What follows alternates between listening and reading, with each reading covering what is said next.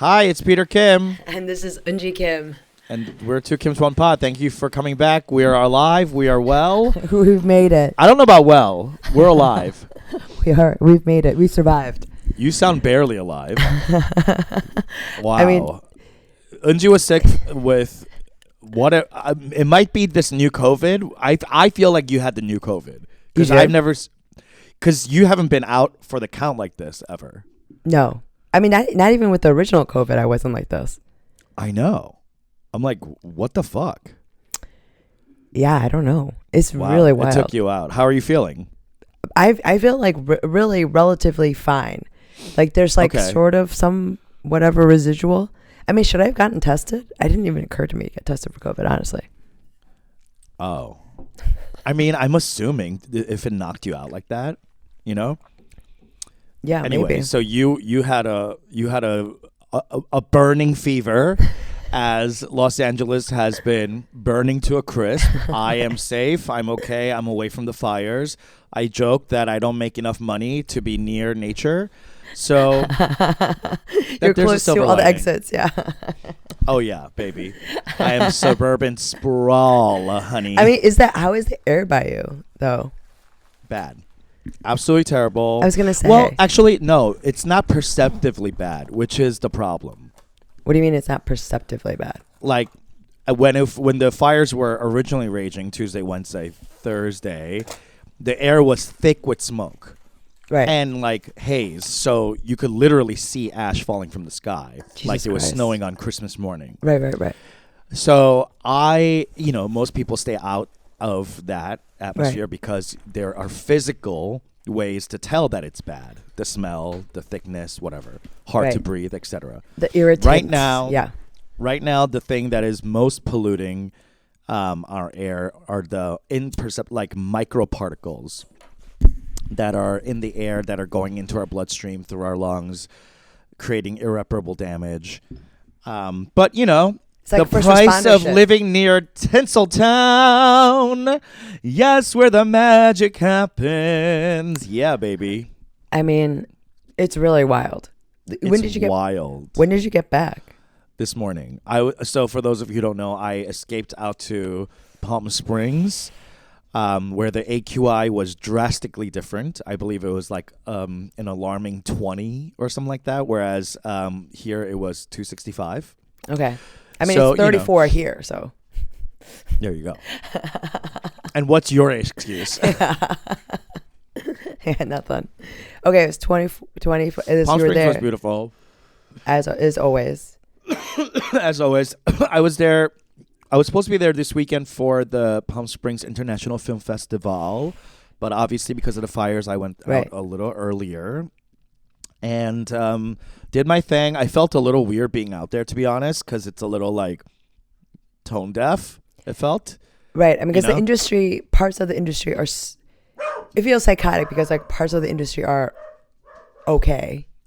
Yeah, I mean, I'll tell you You're- what. No one in Palm Springs was talking about the fires or LA. It was like a bubble.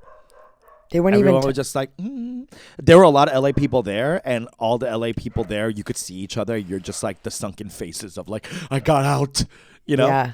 But the people there, it's such a bubble there, Right. and it's all like retirees, Yeah. So for a film festival, it's really good because everyone has the time to just watch a 3-hour movie at 1 p.m.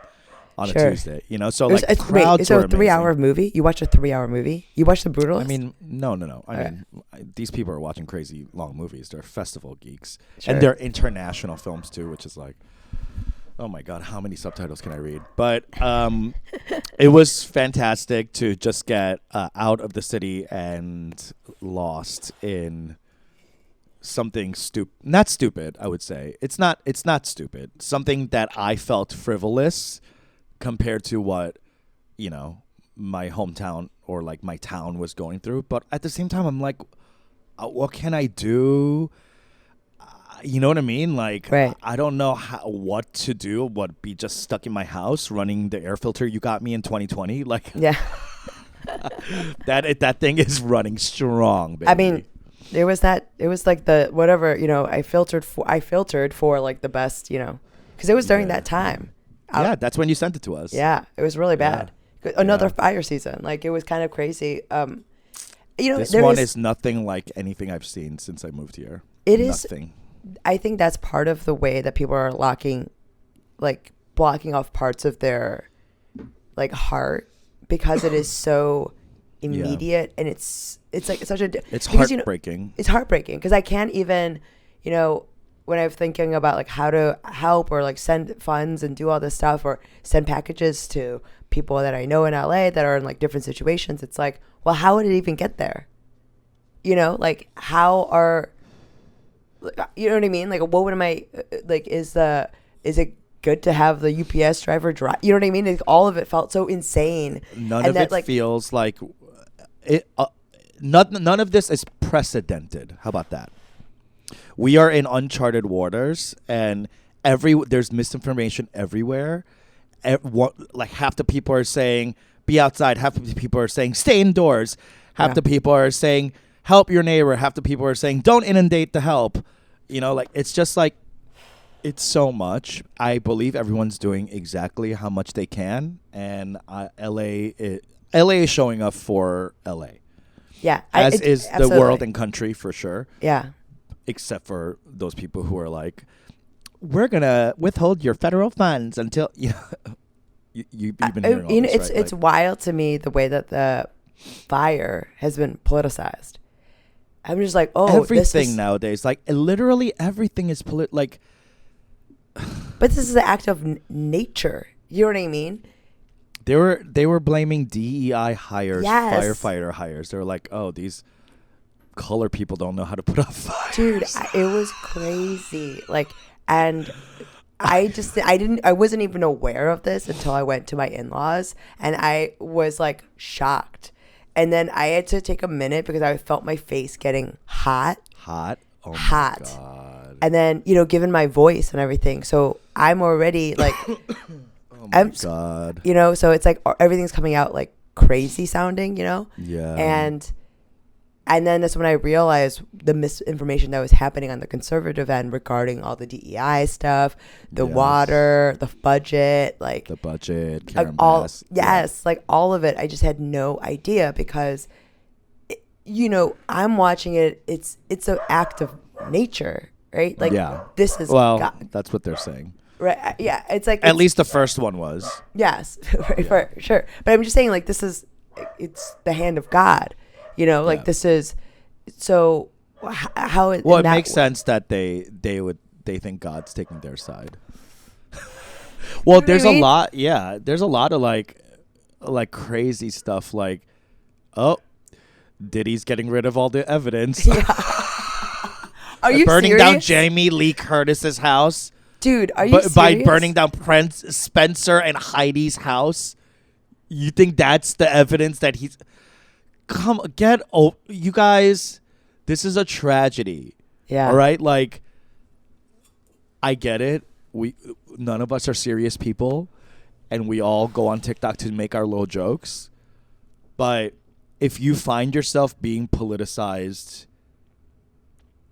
I can't even speak, honestly. I'm going to take my words back into my own goddamn mouth. Because I remember right when the election happened and that like Hurricane Maria or like a new hurricane was coming, I was like, oh, you see what you voted for. Right. You know? Although that's not quite the same thing. Yeah, that's kind of me saying like, neener, poo-poo. You didn't do your due diligence, so now you get what you sow. And you weren't like saying that the hurricane was because they didn't allow gay marriage, like it's like it's not like I know. I have waves no are like coming analog. For you. Yeah, like there's no like we're not saying like You're there right. are enough black people in your fire department, so God's punishing you. like it's insane. Like it's literally like when you're seeing this type of like devastation, right? And to see it and take that opportunity to delight in your fellow. Not even delight. You hear about all these arrests happening for the people looting and scamming. No. So What is this? First of all, people are looting, which we all know happens. Yeah, sure. Secondly, there's been a man caught and arrested for arson, by the way. For the Oh, he Kenneth was fire. caught. He was caught with a blowtorch. Oh my God. It was literally like neighborhood action, like Good Citizen Endeavor for real, where they were like, put it down, put it. Like the whole neighborhood came together and called the cops and like Citizens basically, arrest. like Citizens blocked arrest. him from Yeah. leaving. Secondly, what was I going to say? The fire, the arson. You're talking about the arsonist, and you're talking about the Yeah. scamming and the looting. Oh, the looting obviously is happening, and then now people are scamming where, these buyers are coming in, and people are being offered money for their lots, on the cheap, and basically undercutting and price gouging, because they know these families have nothing. So oh now my they're God. yeah, and then not just that, landlords are price gouging renters price up because they now know that these people need to rent houses temporarily, and people. Do you know Selling Sunset? Yes. That show, you know, Of the course. two bald twins. Yes. The twins. The Yeah, one short. of them- The short men. Yeah, the short kings. They're tiny. Yeah, I know, and very ambitious. yeah. You need to have that when you're I so find short. that I don't know why I find them a little hot, but It's because they look. You know what it is? It's like they have like a swag. like it's like a Yeah. greasy little thumb. Like, you know what I mean? You know it's gonna make its way in. Like it's Ooh, like, yes. you know what I mean? Like it's like She's something. KY'd up. Yeah. Uh-huh. It's like something about that kind of like naked ambition Mm-hmm. to a certain type is very attractive. Yes, like me. And he also came on the news, I think Fox News or something, and he was like calling out all the disgusting landlords who are price gouging these families and saying like, oh, how desperate are you for a house to rent? And they're basically ignoring price gouging laws because they know that they won't be reporting them. Right. Because they could take advantage of these Palisades Fire renters now. Wow. It's it's all of it. Like it's people are beautiful and kind and giving, and at the same time people are selfish and disgusting and vile. And in the form, whenever tragedy hits, like these things show themselves. Yes. Like absolutely. the polarization of the human spirit shows its like double-headed dildo head. It's, it's like, Yes. we're here. And I mean, I find it feels weird being here. It's been so strange, but I came to this clip at the end of last year, and I find myself returning to it time and time again in the past couple of weeks. It is a conversation that happened between Anderson Cooper and and Stephen Colbert. It's this like grieving conversation. Have you ever seen it? Mm-mm. And Stephen Colbert there's this I don't even know what it is. Maybe it's a proverb, but it basically says, what punishments of God are not gifts? Mm. And it is this idea that the worst of everything also gives you the best. The best of so everything. that if you are grateful for life, Mhm. right? If you have gratitude for life, that suffering is an inherent part of living. Mhm. So then if you're grateful for life, then you, by virtue, then you also have to have gratitude for the worst. Suffering. Suffering. Yeah. And it's like such, what are those like little moments of like clarity that are almost breathtaking, because in the massive sort of mess of consuming and life, to have something articulated that cleanly, that encompasses all of the disgustingness, is the value of leading a spiritual life, right? Because there's a spot for you to find meaning. There's a moment and a place for you to find it's, some it's an comfort. opportunity to find meaning and to find Yes. I mean, larger it's scope and perspective. But I and find myself returning to that because of just what you've just even described. Because it is like the Angelinos getting together and like helping each other out. That Steve Gutenberg thing where he's just like talking, just like, please leave your keys in your car so I can move it. And then like the guy's like, so wait, what's your name? And you can see there's this moment where like Steve's like, okay. yeah. Maybe it's been enough time that call no me one knows. Mr. G. Yeah. Yeah. You I know? actually reached out to, speaking of Steve's, I reached out to my friend Steve, Yeah. who is a known Christian and A someone known Christian. And yet you still love him. Yes. I turned the other cheek. He is a loud and proud Christian, and look, there's nothing wrong with that. You know, There's nothing wrong with that. Yeah, you yeah. know, do whatever you will Yes, with of whatever course. your spirituality is. But I have given him, adequate / a little more than his share of smack about it. Yeah, for sure. And I found myself reaching out to him the other day, and I was like, what's going on? I have time, so let me come help out at your church. Because it's in Pasadena. Oh, wow. Yeah, so a lot of people are suffering up there. For sure. So, I don't particularly agree with his beliefs or religion or his way of life, his heteronormativity and the breederism of it all. But, it's so many things that I actively stand against. For sure.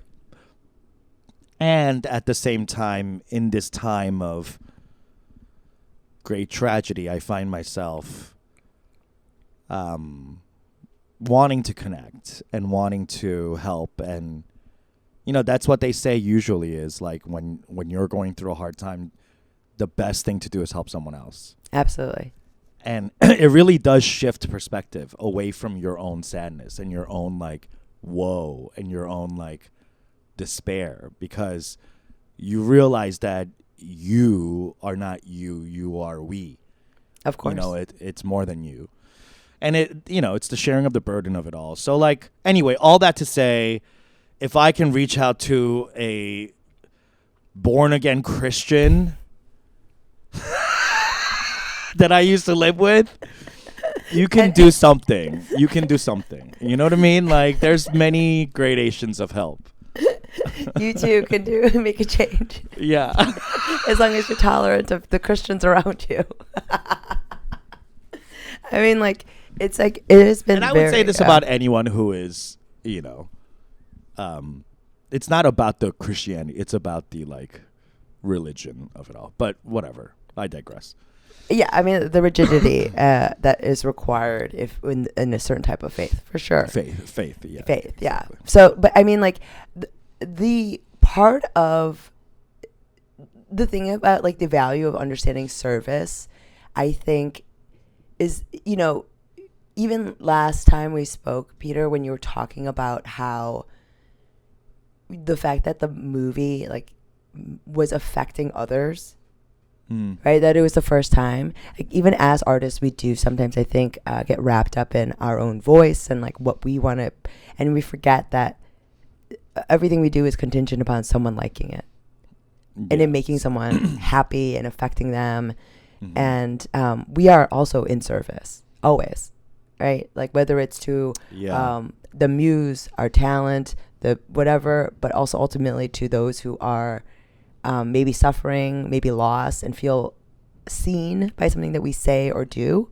Yeah. And we talk about that all the time, how at least, when we do this like podcast, we are always like affirmed, and we always do like kind of reset once we realize that like people are listening and like it and found solace in it. We're always like, oh shit, like we should. It's always a surprise. It's always a surprise. It really is.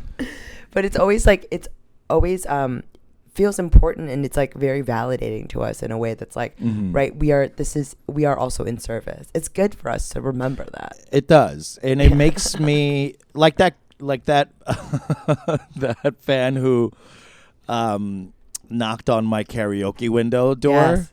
or Yes. door window, and just to say hi, and say that she's such a huge fan and has been listening for a long time. Like that, really, those instances make me. It makes me like watch myself. You know what I mean? Kind of like it's a type of self-policing that happens, Right. or like policing might be too strong of a word, but like self-analysis and like basically like a gut check of like, oh yeah, someone else is affected by this. Am I doing the right thing? Am I like being genuine, authentic? Am I delivering my half of the bargain? And Right. that's a good thing, because most of the time, I don't know about you, Anji, I am not even thinking about it. I am blissfully unaware of what anyone else is thinking, feeling, going through at all. You know what I mean? And Yeah. this is something that we have talked about over and over again, and things that I'm going through with my family and my relationships as well. And I'll tell you this: before I went to Palm Springs, I felt like I was in a tizzy because I felt stuck. And as someone who's like gone through trauma, both physical, mental, and emotional, the idea of feeling stuck is my nightmare. Yes. And as a like active Sagittarius, like I just really love the You are not retired. You are in No. active service. active duty, Active Sag duty queen. Sagittarius. Ask any Sagittarius, like me, Diamond, Yeah. whoever, right? Like we treasure freedom, Mm-hmm. liberty, to go where we want, see what we want, to experience what we want without feeling tied down or walled in. Right. And when this fire happened, that's like all I felt. Right. Because I had nowhere to go. It's basically felt like Pandemic 2.0. Right. Like trapped in the house. The air is poison, fire everywhere. No one knows what's going on. We have an electric car. We can't go that far. Yeah. Like all these things. And I ended up really getting upset at Eric because he wouldn't take 2 days off of school. Okay. I was like, I guarantee you they're gonna call school off. For sure. They're not gonna have kids come in. No. He's like, well, I haven't gotten the okay. I can't really like make that decision, blah, blah. And I'm like, just take the days off. He's like, well, I feel bad. Other teachers are gonna want to take the days off. Yeah. And someone's got to be there to pick up the slack. And I'm like, and I just felt like, and I agree with him. At the end of the day, the core of me is like, yes, you are correct. You're doing the right thing. In theory. But I'm asking you a favor to do the wrong thing. In practice, and do what escape I this want. with Yes. me. Yes. Yeah. Let's go to Palm. Let me get a house for us. All the dogs. Like, let's just be out there and breathe and like run around. Like you saw, like I was going 45 minutes down to Anaheim just to take the dogs out to a place where we could fucking breathe. This is no way to live. And I just felt so triggered. And we had a huge fight about this. Mm-hmm. And at the end of the day, what it came down to is that like I was feeling triggered, and I wanted him to bend to me. Okay. But I was always supposed to go out to Palm Springs on Saturday. You know what I mean? So like I felt trapped, so I was like, okay, now change all your plans and forget everything you're doing and come with me. And he said, no, I have a responsibility. I'm not just leaving, faking sick or whatever, leaving these kids or whatever. And there was a moment where I was like, why aren't you worse?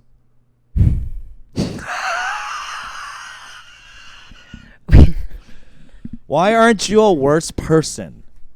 Sure. You know? I mean, did you see his setting this like sort of boundary as like him, not even as a betrayal, but like it was a sign that you were not enough to break this rule.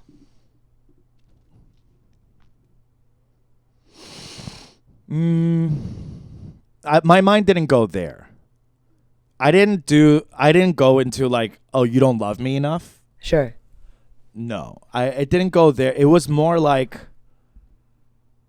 you're that afraid to break the rules It was frustration with his. that you're willing to die. Yeah, it was a frustration with his like lofty. Eagle Scoutness. Yeah. How And- all of you were that upset with his virtue. Yeah, with his integrity. Okay. And then once I understand how this looks and sounds really bad. Yeah, you're And this is brave what to you're brave to admit this.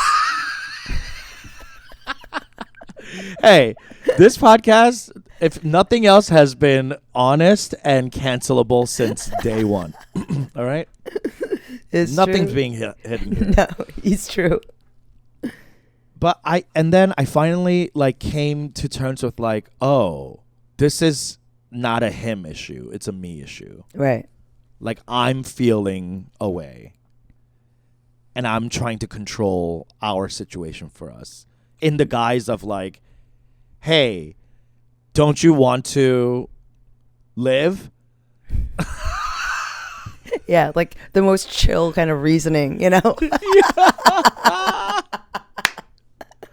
And then we finally, we came to terms, and I was like, I'm sorry. Like, I should have put you and our family first before my own fears. And Sure. I needed some space and time to like feel that fear and like express it before like trying to like make everything into my perfect solution. Right. You know? How long did it take you to get here? 2 days. That's pretty good.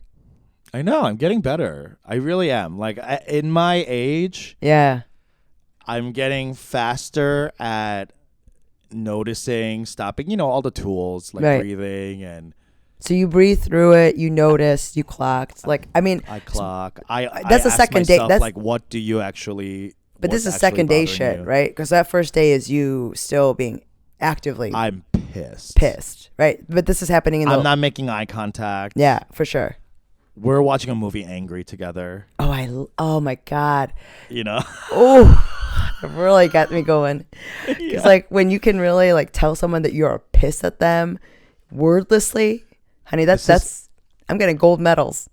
that night he's asking, "Are you mad that I won't go to Palm Springs?" I go, "Honestly, I'm not mad. I'm just really sad." I'm disappointed. I'm hurt. I don't go disappointed. I go, "Yeah, I'm sad. Yeah. I'm hurt." I'm hurt. Oh no, you know what I do sometimes? I say, you know what? I'm mad at myself. Does that? I'm mad at myself for thinking that you would be I could trust you. you. Would be smart enough. Yeah, Yeah. that you'd be smart enough that I could trust you. I'm mad at So myself does because this I'm so sound stupid. familiar to you? It's like a ghost coming up out of my mouth. It's terrifying. Right. So we get each other. We understand that like we are fucked up in this way, Yes. and our partners have to deal with that. But I will say this. It's not just my partner anymore. I literally had your this with kids. I just had this with my son. It was wild. I had to take a minute. I really like. What happened? Oh my God, take us through it. So wait, let me ask you about the end of this. So at Okay. what point did you get to like you're talking to yourself and then you go with your bruised ego between your legs back to him? Back half of the second day, or you wake up and you kind of know? No. No, that first day I was still in like Of full course. steam. Yes, of course. You know? Yeah. And then that second day, it was, I'm not going to lie, it wasn't until I got what I wanted, which was I got to get up and leave. But I was also vindicated by the fact that his school canceled. Okay. So like, So you were right, yes. and you got your way.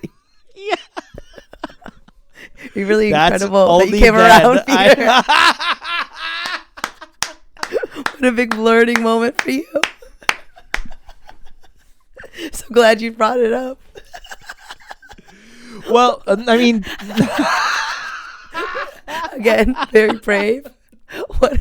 very courageous. Listen, I did get my way, and I was validated. For sure. But the solution was I still lost because he ended up staying back and I ended up going. Oh, wow. So we didn't do it together. Okay. Yeah. Yeah. Not because of any other reason other than logistics. Sure. So I still didn't end up getting what I wanted, which was my family unit to escape the thing. I ended up going out alone, which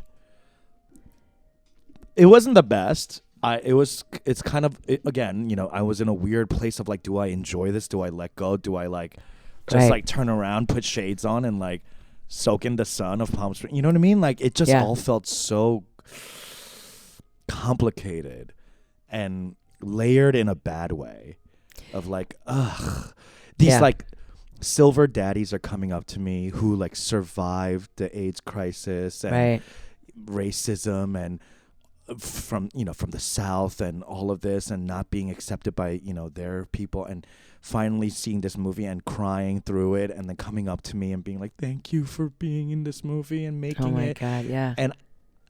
And I'm just kind of like, oh my God, like this is such an incredible moment, but also like my city's burning, you know, like, and my friends are still back and they're sheltering in place, and I'm going like, I'm texting with Tien. She's like, I think we're just going to stay in and shut all the windows and tape up, you know, like.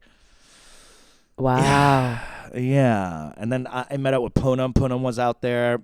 Yeah. She was saying the same thing. Like, I went out to donations. They said, like, they ended up blocking donations here because they're, like, getting full. And I felt weird about coming out here. But now I'm like, fuck it. You know, like, I got to be out here and also, you know, take care of me and not be breathing in all that fucking air and the poison, you know. So it's like, I think we're all realizing there's no guidelines or rule book here. We're just kind of, for sure. But I mean, like, did it ultimately figuring it out? At least with your like sort of the trauma response of wanting to leave, right? Which I definitely understand. Like, it's always the same impulse why you go into a room and you always see an exit. Right, like, and then especially with something like this, where the barrier is fire, you know, like literally, and the danger is imminent, and like everything in your sort of primal sense of safety says to run, right? That's the sane thing, and you know, going and mind you, Eric and I, before I did this, we were talking about like when the fires first hit on Tuesday. We're like, what's our exit routes? What's in our go bag? How do we get out of the city? In which direction and where are we going? So we're mapping stuff out. So like, we're already in that mode. And then the fire NATOing, and then everything starts spreading, and we're like, you know, and I freaked out. And then I freaked out to go to a film festival. You know what I mean? Like that it just seemed so odd. I was like, what am I doing here and for what? But it's meaning so much to these people who are watching it as an artist. So you're just like what we were talking about. And I'm like trying to be open and hold space for that. But at the same time, like my cynical mind is like, this is all fucking bullshit. What am I doing? You know, like would Holden Caulfield look at this and be like, yeah, you're doing a good job. Holden Caulfield. Yeah. You fucking phony. What are you doing here? You should be out there fucking like rebuilding the homes in Malibu. You know, like Rebuilding the homes of I mean, like all of it is just like the thing is the absurdity of the situation, because life in California is also absurd, right? Like so much about it, the affluence, the affluence to like the fact that you can be like a millionaire in California and really be sort of middle class, right? Like you could live, there's like stuff where it's like generational, like especially a lot of those houses in the Palisades and Malibu, it's just like it's like beach bums in the 60s that people built up, and it's like it's that nice house now, but it wasn't like that. It's the same thing as like people that own houses in New York for the same thing, people in Chicago. But yeah, to me, when you're talking about this like trauma response and like being at least talking to your partner about it, you know, when before I started getting sick when we were on our ski trip, my son, he was rude to me in a way that, Peter, I lost my mind. Like I lost my mind. Like that's why you got sick. Karma. That's why you got sick. Karma. Because because I have I mean, like truly, like I lost my mind, and I literally was. It was like a little scary. Like it's just he had never seen this version. He's never. What did he say? I honestly, it was. He was just being smart with me, in a way that was like. You didn't appreciate that. I did not. It really, and it was just something about it where I like really lost my mind, and I was like, he was being petulant and also like mean and rude, and he was just kind of like in the way that's just like not just ungrateful, but like he was acting like disdainful of me. And I lost my mind, and in a way that was like, you know, I really have never been this angry at him. And I didn't hit him. I wasn't like, I didn't even scream, but I was like cruel to him. You know this? You know what I'm talking about? Like it's like cold, but also like, if you think it's like I was cruel to an 8-year-old boy that did not need that, you know? And after, as like Max is kind of looking at me being like, you're losing your mind, and I'm like clocking it, and I'm like, yeah, I know I'm losing my mind, but I'm in that mode, and we're like, I know I'm losing my mind. I've lost my mind. And I'll lose my mind again. I'm crazy. I'm crazy. Call the police. Like I'm literally like losing my mind, you know. And this is when I say the thing about like how our trauma, and I'm like, well, at least he, you know, I will say that I've lost my mind, and that like, you know, this is like really like reminiscent of my mother, right? Like the way that she would lose her mind. And but then I'm like, but at least I didn't beat the shit out of him. Yeah, like no, and I literally was like, at least I didn't beat the shit out of him, and at least I didn't like like when he's crying, like pull him in, and then me start crying and be like, let's just die together. Like, you know what I mean? Like, that is such a Korean mom thing. Like just you and me. Let's just die together. I'm like, don't bring me into this. Fucking bitch, that's for you. That is like, so funny. And like I'm literally saying, you said that to who? I said this to Max, being like, yeah, I'm like, yeah, I'm losing my mind. So what? But I'm not like this. I'm not whispering the fact that we should die together. I'm not murder suicide. With my child. Peter, like that's the crazy part. I was like, and I said this like earnestly. I was like, and I was younger than him the first time that happened to me. What do you think it was, if you can like go under the hood of like you losing it? So it's like, what did it like hit for you? It is absolutely the way that I see, like, I'm embarrassed by how I treated my mom. Like you're seeing yourself. Yeah.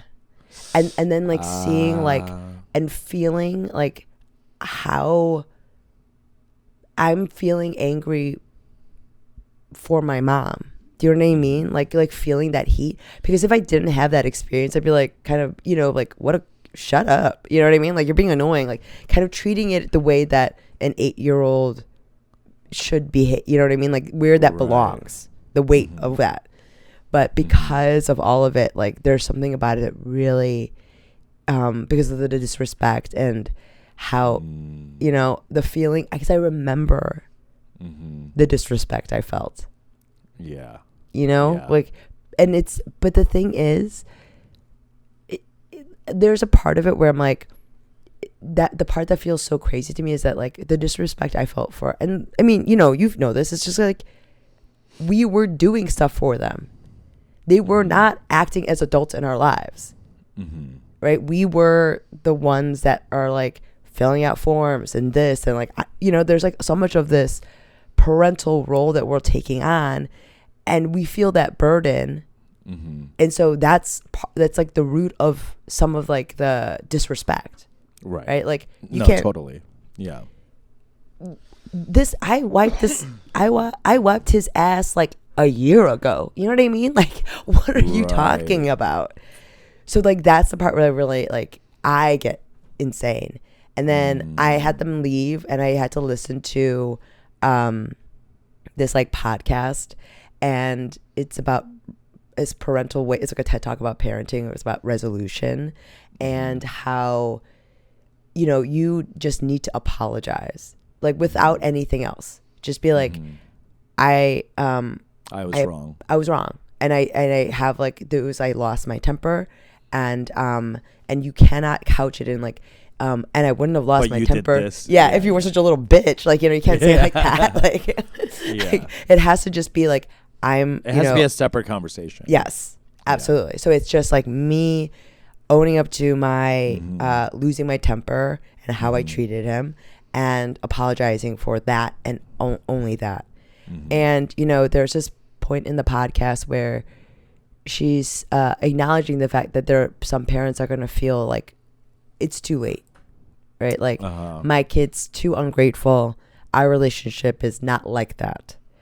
And she says to the people in the audience, I want you guys to imagine your parents calling you right now and apologizing. Is it ever too late? Yeah.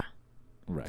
And even as she said that, I was like, you know, like, choking up, like, you know, and, you know, but that is a lesson I'm learning time and time again, because now that he's of an age where, he is really, there's some patterns where I'm just like, how is this genetic? Well, how is this genetic? May I suggest? Yeah. Yes, please. That I don't know if it is. It might be genetic. So I think some of it is definitely the, like, fabric of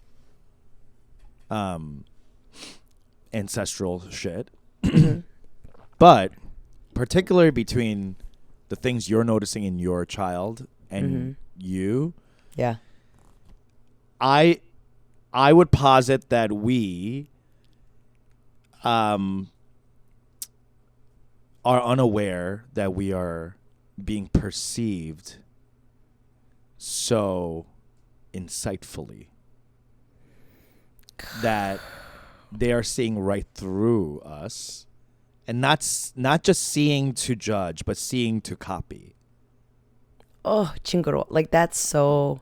But they don't know that but they have to. You know what I mean? That's the part of the nurture, is that, like, they have to adapt to something to, like, because they don't have their own thing, right? So, like, they have to, like, copy or duplicate something they see or perceive, even though you might try to be hiding it. You know, in that acting exercise of, like, if you want to act sad, you want to try hiding the fact that you're sad. Right. It kind of maybe feels like that, like. So, like, me acting like I'm not damaged. That's all that's showing. Oh, wait. It's glaring, and he's like, got it.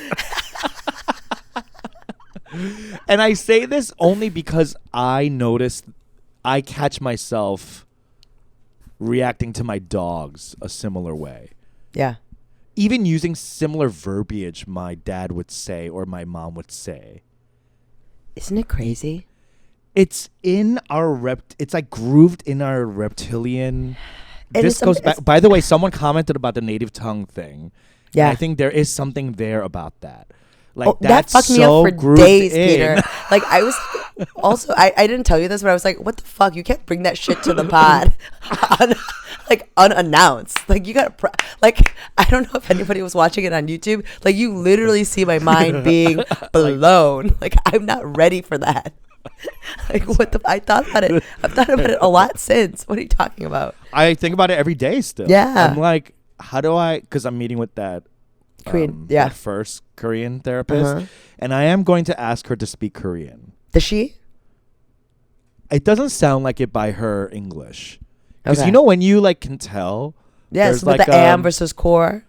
Yes, there's like a kind of like nasally like core am like. I know what it is. Yes. I know. It's the, you know what it is? Even the way you say women, that's the greatest indicator. Woman. Yeah, woman. The people that cannot pronounce that. That's very core am. Yeah. Core. Yeah. That's core Core. am. Yeah. So I'm gonna ask her if she feels comfortable speaking in Korean with me. Okay. If not, then it's okay. But I want to put the ask out there. Do you think that it would work if you spoke in Korean and she spoke in English?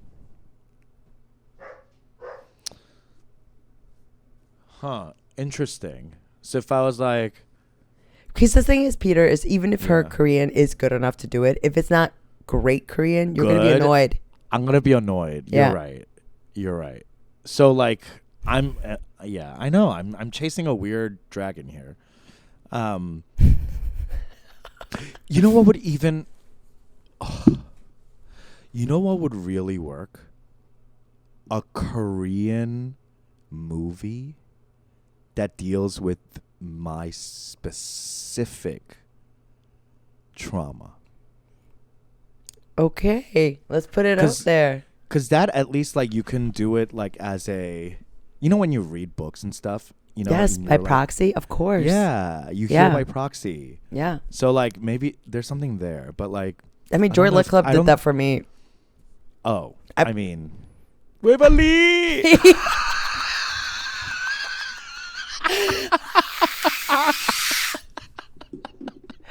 I see you. Yeah, I see. Oh my god! Look, I know like, we wanted that from. we wanted that, We wanted that. and truly, like Amy Tan, you presented something that just could not be attained by you Korean. blunt bobbed bitch, you did it to us again. Is she Canadian? I don't know. Maybe. Okay. No, she's San Fran. She's San Fran. Oh yeah, that's Yeah, right. she's a treat from San Fran. But like, it's not. I just maybe that would work. But I also think I just wonder if you were able to say it in Korean and she could even offer up the healing in English. You know, so Yeah. that it's like also like you are internalizing it in a way that like you can live with it in your life. That's not just like, because there's something Yeah. about when you were saying it that was like, it would almost feel too like ayahuasca, like, you know, where it's like that kind of like healing where it's like, Yeah. You know? like Mother Spirit. yeah, versus like, That's what I'm looking for. yeah, that's LA Is that shit too for- much? I don't know. For me, I'm kind of like, can you give me some tools for me to work with? Like, From you know, daily. Yeah. I don't have the same impulse to just like be healed in that way. I don't look at my mess Yeah. and think that it's like can abracadabra.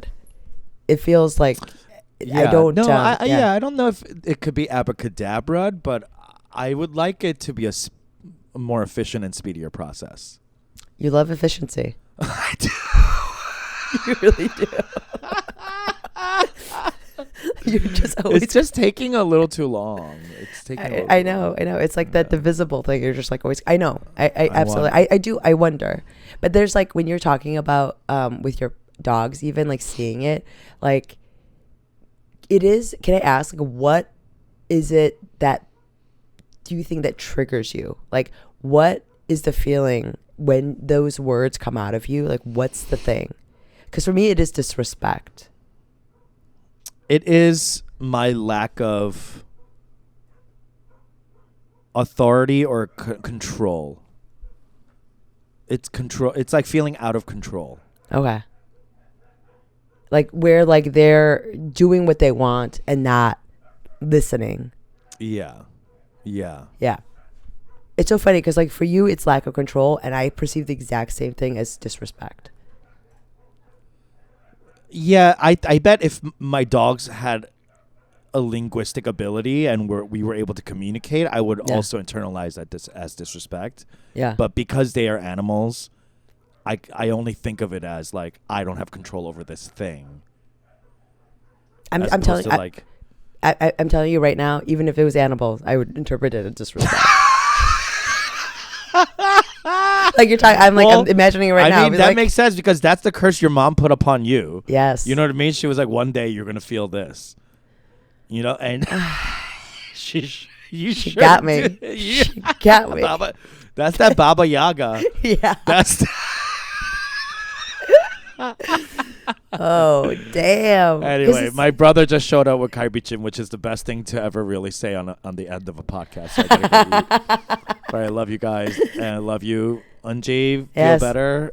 Yeah. And also, good luck with everything. I hope Thank you. I'm wearing masks and stuff. It's crazy. Okay, I love you. Bye. Bye.